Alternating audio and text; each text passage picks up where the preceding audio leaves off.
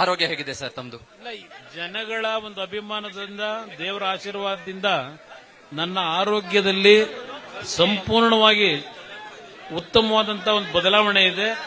ಭಗವಂತ ಒಳ್ಳೆಯ ಕೆಲಸ ಮಾಡುವಂತ ಹೇಳಿ ಮತ್ತೊಮ್ಮೆ ನನ್ನ ಆರೋಗ್ಯವನ್ನು ಸರಿಪಡಿಸಿಕೊಂಡಿದ್ದಾನೆ.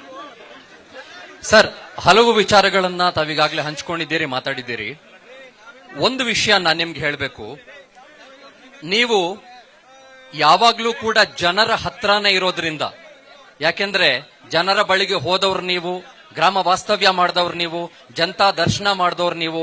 ಯಾರಿಗಾದ್ರೂ ಕಷ್ಟ ಅಂತಂದಾಗ ಆ ಕಷ್ಟಕ್ಕೆ ಸ್ಪಂದಿಸಿದವರು ನೀವು.